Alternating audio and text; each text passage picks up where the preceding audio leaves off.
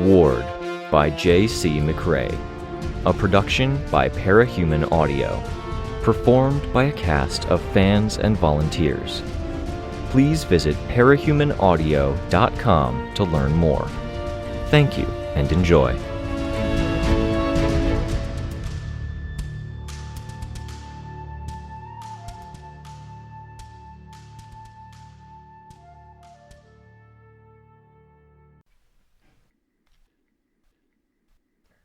Arc 15, Dying, Chapter 6. It was quiet. We'd fought every step of the way, practically, and the din of combat had been constant. No time to think, one crisis after another. Now, for 10 minutes, the only sound was the hum of voices and the occasional blub from one of the destroyed, partially submerged filtration tanks. We had gathered in and near one of the side hallways extending out from the big room with the 4 building-sized water filtration structures. It was high off the ground, giving those of us close to the hall's entryway a view of the flooding in the room. The water wasn't deep, but it was a stadium-sized dome, and it added up to a lot of water. Every one of the structures had taken damage except for the one closest to us. I stood near the entry to the hallway, the partially open door giving me some privacy, even though the room I was in was so vast. My breastplate was off, my costume top pulled off. The cape who was looking after me didn't have any powers that helped, which helped. I could endure that poking and prodding. My recently flensed hand was bandaged, and my physical therapist was probably going to yell at me over the way I'd injured it, tore it open, patched it up, and then tore it open again. I had bad bruising on my upper body from when I'd taken the bullet to the breastplate earlier, especially earlier in the sense that it had happened only midway between our entry and our fight here. I had barely registered it until I'd tried to sit down with the others and it hit me all at once. Siren was the cape who was looking me over. The costume he wore was in the usual advance guard style, all angles, geometric shapes, and future tech in style, with his particular aesthetic touching on the reds and blues of his namesake sirens, as well as the sea monster thing. It almost reminded me of Byron's outfit, run through an advance guard filter. He stepped back, leaning against the catwalk railing that I really wouldn't have been leaning against, while I leaned against the wall by the door. Without bending over, he reached down to the personal first aid kit he'd hung on the railing, got a thing of disinfectant spray, and rubbed his hands down. His eyes didn't leave my upper body. It was enough to unnerve, but I could push myself deeper into that mindset I'd had to maintain in the hospital, letting nurses take care of me. Privacy just didn't happen when you needed someone else to look after your health. Still, it had its limits. "Problem?" I asked. "I don't like the swelling on your right side." It hurt more. I got to thinking why. I skimmed the ground while flying low, more of a right side impact. Aggravated it. "Probably," I said. "Anything else?" "You look worn out." I feel like I'm fighting okay. I'm not leading my team or calling any shots I don't have to. The worst that happens when I go on autopilot is that other people get hurt. You're getting hurt. That's attrition, and I wouldn't be much healthier if I was 100% sharp. I've been at the cape thing for long enough. I have okay instincts. What about other people getting hurt? I don't have as many years of experience at holding back. Ah, ex-vigilante? Vigilantes were the cape scene term for the heroes who eschewed the game in favor of putting enemies down for the long term, if not permanently. Break too many of the unwritten rules, break the actual laws, and life got harder. "Never mind," he said, taking advantage of my pause before answering. "You're sharing details like you want my permission to go back into the field, but you don't need it. I have 5 years as a EMP. I can give you my best spot diagnosis, but it's your call. There's no boss here I could tattle to, and I won't." "If you did have to give me a diagnosis?" "Turn back. If you trust your team to make calls while you're not on your A-game, trust them to handle shit without their flying brick. I'm betting they handled things before you joined. Depending on how you interpret handled. Do any of us capes really handle stuff? I asked. Then, when he paused, I did much the same thing he'd done to me and answered, Never mind, heavy question. I'd say leave. Heck, I'd say you have one teammate with severe enough injuries, they should leave too. I'm not sure the way out is going to be any easier than the way forward, I said. Fighting like we'd been fighting, through thralls and other obstructions, but with a pack of wounded? Doing it with morale at rock bottom because we were bailing? We'd need some relatively able-bodied people to handle it. I'd say if you're capable of fighting but not on your A-game, then you can handle thralls without their full faculties, but not the kind of capes Balk and Stonewall were telling us are up ahead. In my defense, I did help stop 1 or 2 tricks back there. They tried discharging an electrified power core into the water. Stopping that was 50% me, minimum. All right, Siren said. Can't argue that. If we need people to escort wounded out ASAP, then I have ideas for names, but I want to see this through. I didn't mention that Imp's idea of getting to the prisoners was part of our plan. If I left, then I'd want to replace myself to ensure they had the necessary help to get that done, but at the same time, spreading the plan around increased the chance Teacher got ahead of it. Besides, I heard Swansong, I'm not leaving. I'm pressing on. I turned my head to look. The door had a window at head level, and Swansong stood with her back to the door. I could see the back of her head, a bit of the angel pilot's blood still on the edge of her ear and in her white hair. Your ribs? I asked, suppressing a wince as I pulled my top back on. Skin pushed more or less where it should be. Everything's bandaged. Venarum said he won't stop me. Not that he would dare. I saw your injury, Siren said.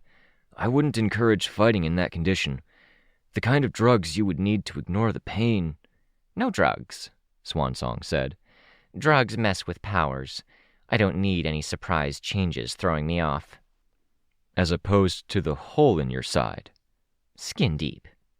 And the ribs that looked charred. No cracks, no fractures. It won't slow me down. Besides, if I took other drugs, I couldn't safely take the drugs Shin gave us.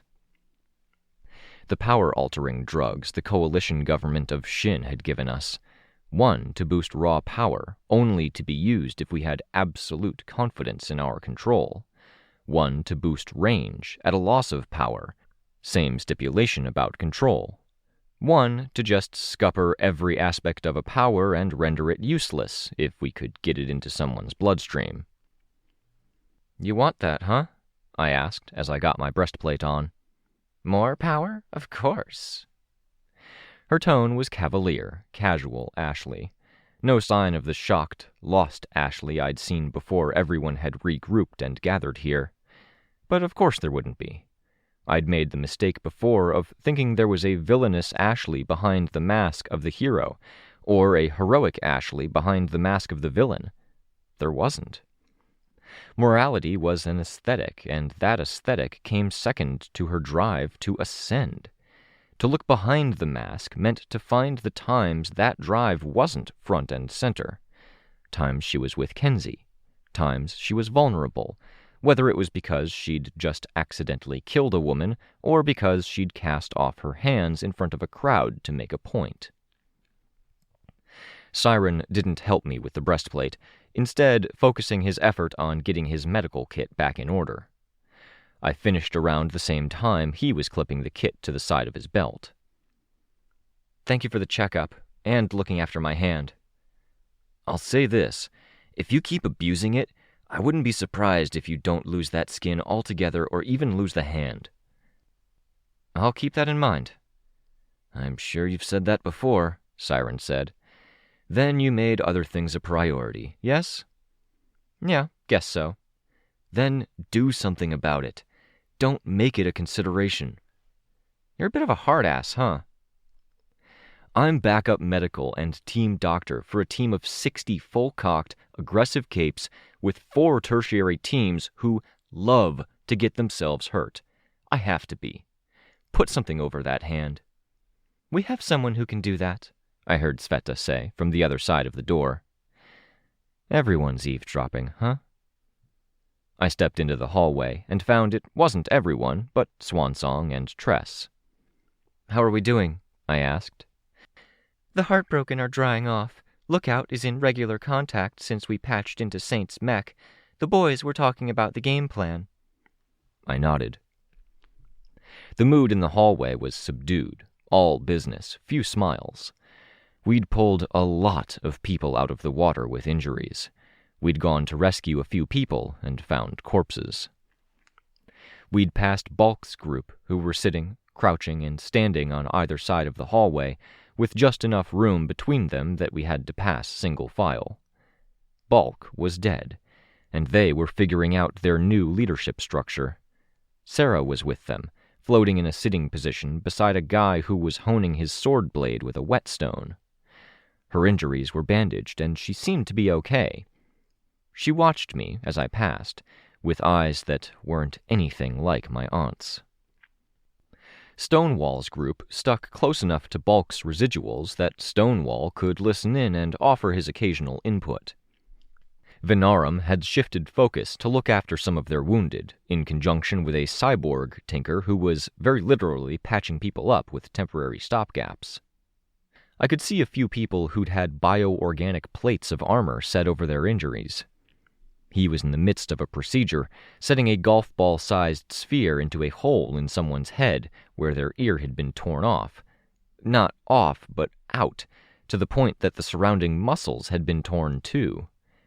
He filled in the gap with what looked like biomechanical foam dispensed out of a can. Little LEDs that were set throughout the foam like chips in chocolate chip cookies flashed red, green, and stayed green. Slowly, the metallic blob and the lights around the blob were rearranging into something that fit the lines of his head and face better. I tested the movement of my fingers and thought about my injured hand. Sveta, seeming to read my mind, nudged me and shook her head.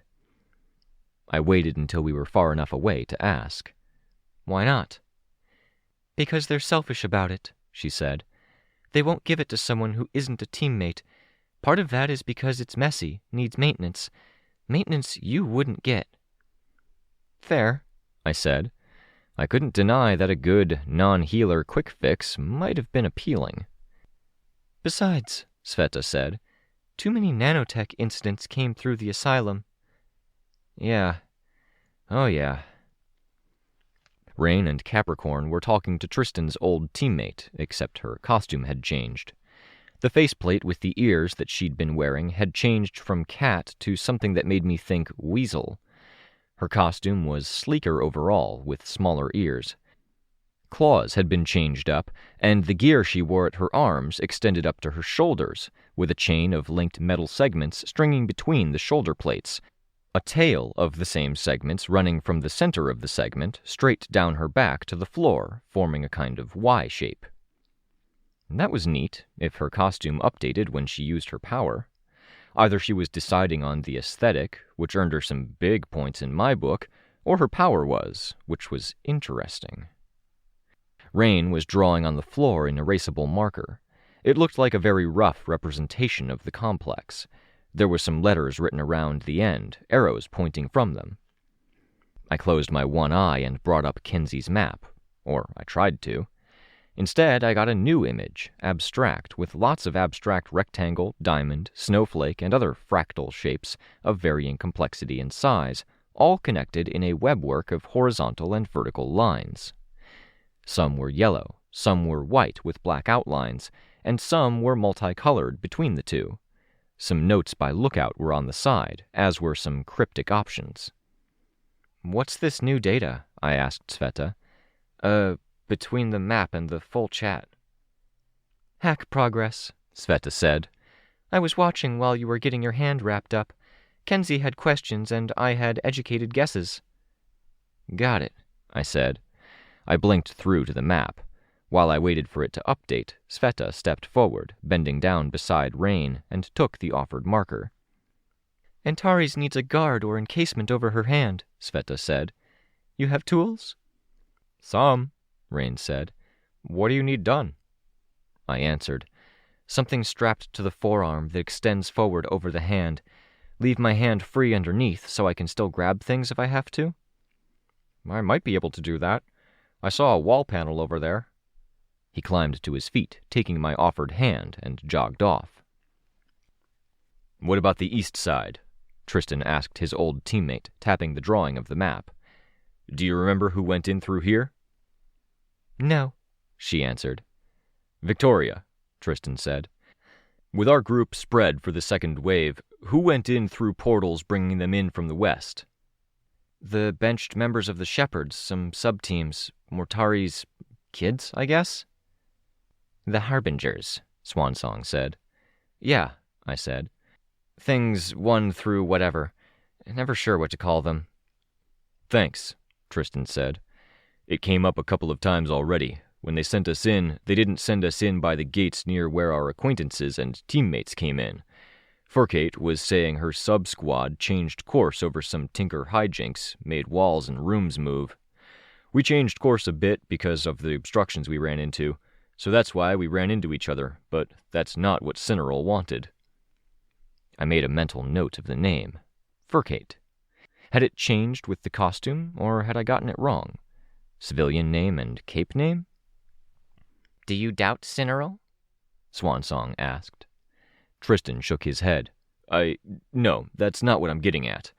Cineral probably thought it would be bad for morale if we made our second attempt at breaking into this place and found all of our old teammates or the first-string members of our teams dead. Add in how complicating it is if at the same time we're running into people who should be dead but aren't. Which is a good thing, Furcate said. Yay, being alive. So good a thing, Tristan said. There's another side to it, Sveta said. If a team with one mindset tackles a problem, can't do it, you don't want to send people with the same mindset and approach to handle the same problem.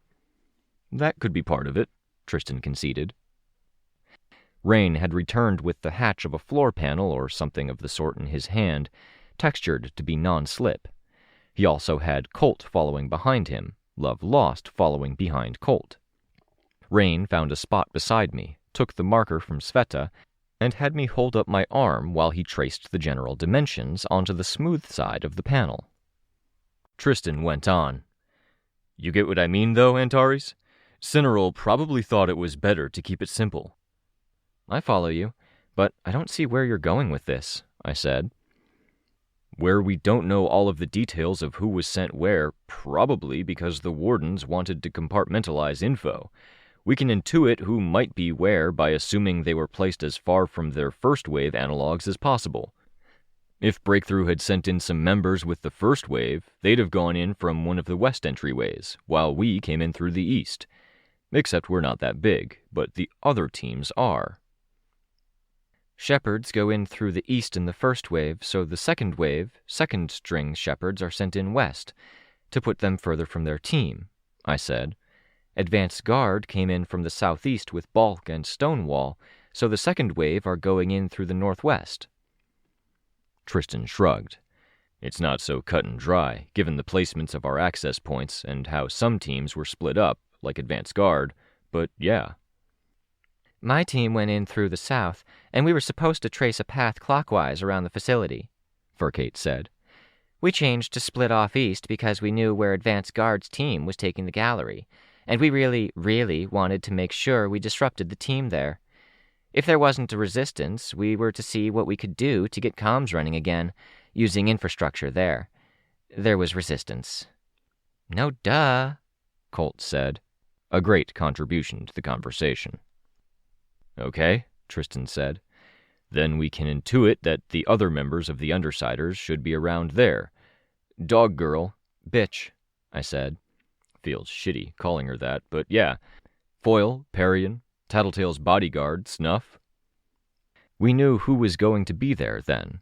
I wasn't sure if that was good or bad, that it was easy to figure out, considering that we had compartmentalized information for a reason. Rein had made the panel thinner by carefully carving it with a silver blade held in his hand, then banging it against his knee. He slashed it with another silver blade and banged it, only for Colt to stop him. She used her own power, going breaker and cutting with the black blade that jutted from her arm, and it made for a tidier cut. Sveta and Tristan went over room preferences, but it didn't seem to matter too much from a practicality standpoint. The area had been repurposed since the irregulars had investigated it and passed through the building, and what had been administrative offices had been repurposed into something more closed off, according to Imp's intel. Fridges, quarantine for sick thralls, and cells. Rein bent the panels into shape and matched them to my arm. From there, it was a pretty fast process, riveting them together, figuring out a way to strap them on. I saw Love Lost watching. "When Love Lost was helping you with your arm, it was because she got Tinker tokens last night?" I asked. Rein looked up at Love Lost, then back down at the work. "Yeah?" "I thought they were a corrupting force." He looked up at her. She didn't budge, only staring him down. "Not with the random ones, I'm pretty sure. Or that isn't as serious. But she did take them from Cradle, too. The wardens were wanting to make sure he didn't have the capacity to fight back when they went through the portal to his campsite to talk to him about the potential raid, reducing his capacity by having him hand over tokens. He didn't want to give the tokens to me, but giving them to Love Lost meant Cradle couldn't be clever." "He couldn't be clever anyway," Colt said. "Dick." Rein went on like Colt hadn't butted in. "We figured she wasn't leaving her cell, so it didn't do any harm. It helped us out, so it was more goodwill for her, kind of." "She wants a day off every year so she can visit her daughter," Colt said. I saw Love Lost tense. "I wasn't going to bring that up," Rein said. Her daughter was dead.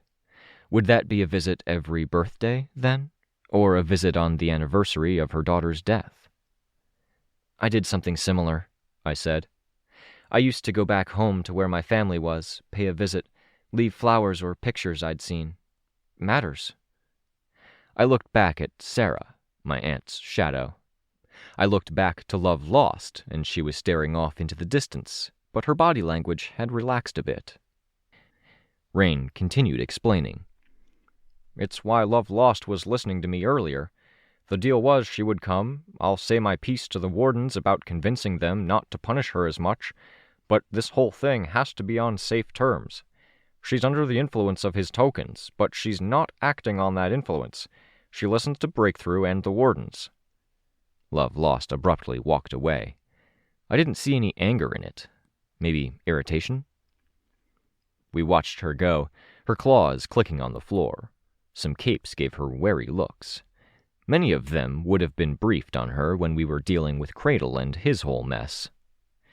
She walked to the hallway entrance, onto the catwalk that overlooked our recent battlefield. Rein's whole plan with this Love Lost collaboration sounded way more precarious than I'd thought it was. "I trust her in this." Rein had lowered his voice. He was still working. "I want this whole shitty thing to be better than it is. If that means trusting her and getting killed, fine. But I don't think she will kill me. If she didn't have Cradle's influence, I think the chances of her coming after me would go up." "She wants to do it with a clear head," Colt said. Rein gave her a dubious look. "Did she say that?" "No, not recently. It was when things were hectic, so you can't really blame her." Rein gave her a more dubious look. "Benefit of getting tokens in our quadrant is both Love Lost and I get the bonus," Colt said. "My tinkering's better, not that I had much time. I mostly had to grab what was confiscated when they brought me in and finish my work." The chatter continued, moving into less interesting stuff. Rein began to work on a buckler to affix to the guard that was going over my hand and forearm. I looked at the maps and at the hacking progress. From the text on the side, I could see one side of Kenzie's conversation with Swansong. Talking shop, talking team stuff. Ashley would write something down and hold it up for Kenzie to read through the eye camera. Kenzie would respond, printing text onto our view. Kenzie was typing with lowercase I instead of the capital one. She'd let more typos slip through. In another circumstance, I would have wholly chalked it up to her being busy with hacking, but it wasn't that. Hold out, Kenzie.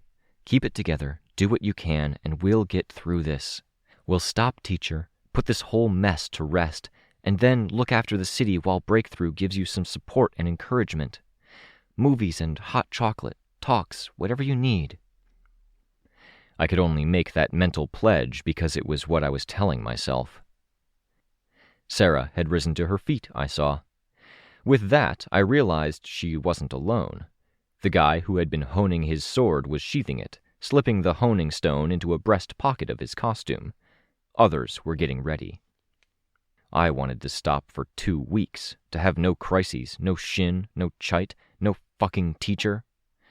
I wanted to have not stopped at all, to still be moving forward, because this wasn't easy. But my team wasn't in good shape. "Try that," Rein said. He'd done up the buckler with a star on it to match the icon at my breastplate and hood. It was fixed to the arm plate, and the arm plate still needed straps, though it had holes for the straps to feed through. I put it over my arm, and with a moment of wretch strength, pinched it to a tighter fit. I had spare bandage, and used that to serve as the straps. "People are leaving," Imp said, while I focused on the armor. "We should go too." With that, Withdrawal and Caryatid approached, along with Grapnel, Fumehood, and the scattered members of our third team. "It might be better if we keep the group small," Imp said. "I'm sending Roman and Samuel with the wardens." I looked over the others. Never mind Mortari. The Malfunctions and Fumehood were capes in my charge, who I'd introduced to the game, so to speak. Fumehood had almost stopped being a hero after the community center attack, and it had been crystal clear Tempera and me who had convinced her to stick it out. The Malfunctions might never have broken into the big time with the path they'd been traveling. "This is in no way a complaint about your performance," I told the Malfunctions. "You stood side to side with wardens and big-name capes, and you held your own. You were strong." "You're ditching us," Withdrawal said. Caryatid seemed alarmed at that, like she was worried about offending us. I started. "I'm joking," he said. "I get it." "Thank you for talking me through the scary stuff earlier, Antares," Caryatid said. She clasped her hands together, and the puffy ends of her sleeves masked her hands as they smushed together. "Be safe." "You too," I said. The heroes were filing out now. I watched Sarah go. It was gratifying and heart-wrenching at the same time that she cast a look over her shoulder. Maybe it was because I was staring at her a lot. A good-sized part of me hoped it was because there was some lingering affection. Fumehood, the Malfunctions, and Mortari capes joined the tail end. Roman walked backward while assessing our group, smirked at his sister, and then turned around, falling into step beside Caryatid. She was at least a year older than him, maybe 2 years older, but he was tall and lanky, and of a height with her. He said something, and she turned her face his way, lower part masked by her costume. Samuel just walked, hands in his pockets, trailing behind everyone else, happy to be a straggler. Love Lost and Colt joined us. "We could send them with the others," Tristan said. "The deal was kind of that they'd stay where we could watch them," Rein said. "But we could." "Their powers are useful," I said. I put excess bandage at the back of my wrist so my hand wouldn't slap back against the metal that now extended over it, stunning me with the pain. "But trust your instincts." His instincts were to bring them along. Worked. We still had too many to be a covert group, but it helped to reduce the numbers down some. We headed the opposite direction the others were leaving by. They re-entered the domed area with the water filtration structures, and they would move on, chasing the direction Saint had fled. And for us, we ran. We flew. We weren't even out of the hallway when the sounds of battle reached us. It came from behind us, suggesting the group we had just left behind had run into trouble the moment they'd started to go after Saint. We would have to hope Imp was right. The numbers arrayed against us were too great, Teacher too untouchable. "Lookout says to wait. Imp should go ahead," Swansong said. We slowed, waiting. I closed my eye, then opened it, looking for Kenzie's message. I could see the map, and I could see the overlay with computer systems, servers, and connections. I could see Kenzie's messages. "This is an area with bombs. They air-gapped some of these security-sensitive systems, but their computers are on and connected to active cameras. Pinging. I can spoof commands and keystrokes if I do this right." "Lookout is bypassing security," Swansong said. "Bombs. She says it's air-gapped, whatever that means." "You need to watch more spy movies," Chastity said. I saw Ashley rankle a bit at that. Rein rubbed at his eye. Air-gapped means no Wi-Fi, no wires, nothing connecting it to the outside. A lot of these systems are. "Lookout can still do it," Swansong said. "Done. Pretty sure. Shouldn't explode now." I led the way, retch up, and floated, surveying the area. The others followed once I gave my tentative thumbs up. The room contained fixtures that looked like the consoles of a nuclear reactor, massive computers with sturdy construction all around them. Monitors showed water levels, flashing red alarms, and, with every passing second, Lookout's mask took over more of them. With the lights off and all of the illumination coming from monitors, the room went from a red cast with the flashing red monitors to a dull white-green. Then, just as swiftly, the scenes on monitors were replaced by images of Teacher. Color surveillance video showed the perspectives of one of the mechs looking down. The big guy with a cross tattooed on his face could only be Saint. He had climbed out of his mech and stood facing it, smoking. He was engaged in what looked like an emotional conversation with another big guy, brown-skinned, with a thick black hipster beard and tattoos. In the moments Saint wasn't venting, he looked abjectly miserable. The foot of a man I could make an educated guess was one of the speedrunners was visible at another edge of the camera. Both Dragon Slayers turned to look his direction as if he'd said something. Next monitor. Teacher was visible at the very edge, some others gathered near him. I recognized Ingenue, Miss Webb. There was a blur on the screen that wasn't resolving, but I could guess who she was and why Lookout had set her to be automatically blurred out. She stood next to Valefor. It meant she was Mama Mathers, and worse, Valefor had a jaw again. He had eyes. He was talking to her. All of them were fine. They weren't fighting, and with the exception of Saint, they weren't especially stressed out. They waited and watched through the same kinds of camera we were looking at them through. Teacher was the only one who was really doing anything, excepting a single-file line of people in white, shaking their hands, letting them walk on with a bit less hesitation in their step, producing thralls by the second. A lot of people with tattoos. Had he tapped a prisoner population somewhere? "Kenzie tends to lose against Teacher's collective effort," Swansong observed. "In the past, the best she could do was to maintain a stalemate without much of a counterstrike. She's winning now if she's risking pushing in this far."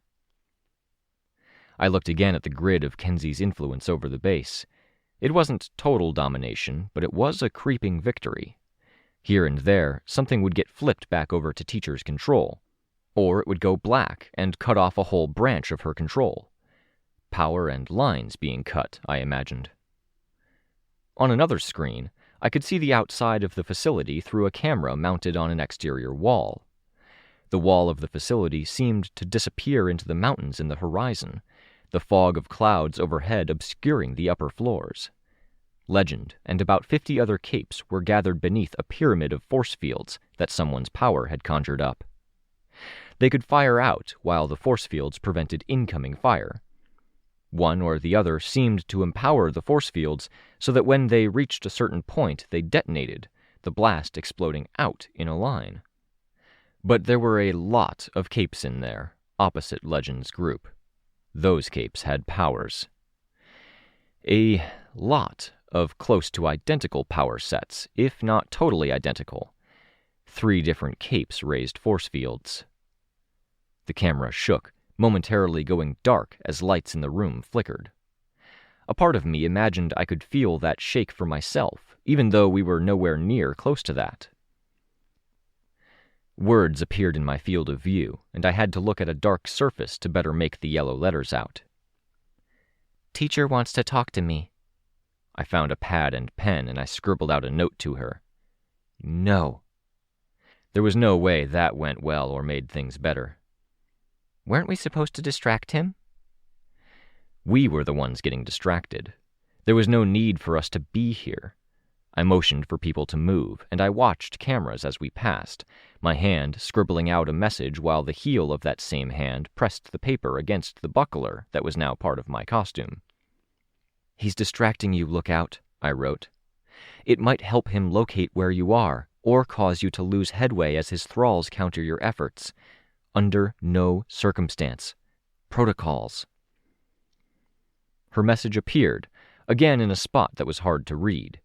Then, as I watched, the letters shifted, moving down, down, down, until they were superimposed against the space beneath my eye's field of view, written as if I could see through my cheekbone to see yellow letters against a pink-black background. "Okay." "And you're vulnerable to Teacher, Lookout," I murmured. "He could prey on your every weakness with so little difficulty." Ashley was walking down another aisle of the computers and looked over at me like she'd heard. Her expression was stern. Same thought? "Can you imagine?" Chastity asked. "You have ungodly power, access to untold knowledge. You can cross between multiple worlds, access a half-dozen Earths worth of culture and knowledge, and you make bland. White floor, white ceiling, no art, no life, no love, no humanity at all." I could see monitors, and there was nothing human about what I was seeing there. Mord Nog was on Teacher's side, wearing white. There were so many damn capes, and too many of them were on Teacher's side. A part of me had been hoping that things had settled down after Gold Morning because they'd gone home, or they'd retired. The big, evil world destroyer was gone, things were peaceful. Maybe they'd just hung up the cape or cut back how much they were doing. Maybe some had. But enough had found their way to Teacher to make a difference here. Enough that, on one monitor, Chevalier lay on the ground, his sword dropped. For every cape on his side, each now unconscious and lying on the ground, there were 3 on the opposing side, standing over limp forms or securing restraints. Narwhal was with him, wrapped in a sheet that had absorbed the blood from the floor, her force fields down. No horn or scales. On one monitor, I could see Valkyrie being carried by members of what might have been her flock. On the monitor next to it, I could see Undersiders, Bitch, Parian, Foil, working in concert with the Shepherds. I could see Vista working with Gollum and Cineral. Cineral was Breaker, producing waves of dark gray ash that converted the parts of the building it touched into more ash. Vista made the expanses of ash wider. Gollum made hands reach up out of it, a uniform environment for a power that was very environment-dependent. She hadn't made nearly as much progress as I'd hoped, but from the bodies in that camera's view, it looked like she'd had to wade through a hell of a lot of shit. She had said her power wasn't very good on the offense, too slow to apply. It felt like being in a schoolyard game, the kids being picked one by the team captains. The teams had finished picking. "Imp," Chastity said. "The screens." "We should go," Byron said. "Really, Imp, look at the screens," Chastity insisted. Imp's face leaned into my peripheral vision, making me jump. She reached for a screen, and for a moment, I thought it was for the Undersiders. But it was for the image of Valkyrie, and for the revived people that carried her. I had my suspicions as to why, but the hand blocked my view, and the group moved out of the camera's frame, and when the monitor switched to another group, it wasn't Valkyrie or the flock. I looked at Imp. She has good taste in minions. Yeah? I asked. Some cute guys in there who look like they have dark senses of humor. Did you see the new guy with the red costume and the wide smile? You have to love a guy who can smile in the shittiest circumstances. I think that's Rucouleur the liar, and I think the smile is built in. I can work with that, Imp said, making an amused sound. Then she was moving forward again. I looked over at Chastity, who hugged herself a bit. She said something to Juliet, who nodded. The disconnect suggested Imp wasn't being straight with me, which made me suspicious. Chastity saw me looking. Cassie's not here, right? Chastity asked, her tone brighter, her expression not so serious. Not that I saw, I said. Good. I wouldn't want this mess for her. Then she moved on, leaving me suspicious still. This group, Imp's team, it was so hard to deal with. They never approached anything straight on, always an angle, roundabout, teasing or ambushing. There was another room of evacuated thralls off to the one side. All wore white still, but the white was stained, dirty. They'd done indoor farming, animal care, shipping and loading, and the outfits were made more rugged for the purpose. Now they sat, hands on knees, backs straight, being tended to by caretakers and patrolling observers. We didn't have to go through that room. The map indicated a route. From there, another set of stairs.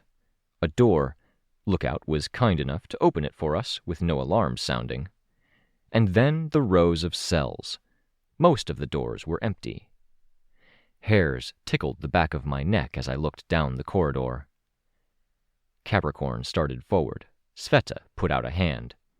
Don't, she said. Remember the briefings. The briefings. I felt the hair at one side of my face tickle me. We don't make it to the end of the hallway without... A force slammed her into the wall. Her body dissolved into tendrils, blunting the impact, but part of it was her forehead striking metal, and her face couldn't break up into tendrils. The custodian. Just a step behind me, Ashley slammed into the corner of a security door. She didn't have the benefit of being able to dissolve. I lunged forward, flying, and something hit me. So continuous it didn't knock my force field out right away. I brought my arms and hands up to protect my face, changing my direction to fly into the doorway of an empty cell, my foot down to block the door from closing. We had a strategy. Sveta had briefed us on the same things the irregulars had needed to learn and plan for before attacking Cauldron. Reduce the avenues of attack. Smaller confines made the custodian smaller. Being in the doorway meant she could only really attack me from the front. Using powers like my force field, Rein's power, and Capricorn's ability to see what worked, didn't matter. She attacked the ceiling instead, pulling down electrical. The wires were live in a way I'd never seen before, like there was tinker tech to the place, or they'd been made to be dangerous if the walls were breached. Sparks flew and the wires bucked as the wire touched the doorframe. Beside me, another wire did the same with the bed frame of the little cell. Behind me, the pipe leading into the toilet ruptured. Water sprayed onto and around me. I threw up the wretch before the spray reached the wire. For the time being, it blocked the water's spray. She tried to slam the door, but the cell was small enough my foot was close. I flew a foot forward and blocked the slam. Instead, she hit my force field, knocking it out. I grabbed the mattress and hauled it to one side, fabric serving to block most of it, then flew forward again, back into the hallway with doors to individual cells on each side. This monster kept thousands of people prisoner. The cells didn't need bars, only alarms. She was good enough to keep prisoners in line. She'd fight people with new powers, and she'd win. She'd broken more water lines, and she'd broken more parts of the ceiling, bringing the wire down, turning the length of hallway into an impossible hazard. Without warning, Colt tried to fly through, aiming for a gap. The invisible force hit her, punting her into the corner of a doorframe. She landed in electrified water, and the nodes on her arms glowed as they struggled to absorb the energy while her own body convulsed. I tried to get to her, and it was too much. The occasional splash in my direction was as dangerous as the swing of a sword. Lookout says they're sending more of their core team, Mathers and Valefor, Swansong relayed. She stepped forward and blasted. She was hit by the invisible force that was the custodian as she used her power. The blast came precariously close to me. "Don't use powers! It was in the memo!" Sveta chided. "I wanted to drain the water." "She'll divert your aim or make us hit each other. She's not that strong on her own." She was strong enough. The hallway was all wires, water, and I didn't see a clear way forward. "Go parallel," I called out. "Precipice, Swan," Tristan and Byron clarified. "Force her to split." The second they were out Jailer's door, I slammed it behind me. It formed a seal that kept her from getting in or out. Once I gauged I was safe, I flew out into the hallway again. I made my bid for the door, weaving through wires and spraying water with my force field up. I tried my aura, fearing an imminent hit, and I got further than I had so far. A third of the way down the hall before she gathered composure enough to grab and hit me, driving me down toward the water. I fought, Wretch lashing out and finding purchase in nearby wall, in floor. I could hear Ashley using her power, hear the impact, the tearing as the power use went wild, hitting things it shouldn't. Then, quiet. Quiet and the sound of a squeaking door. Imp at the end of the hallway, and a woman in black jeans and a white dress top, underweight and hair unbrushed. "What do you need?" the woman asked.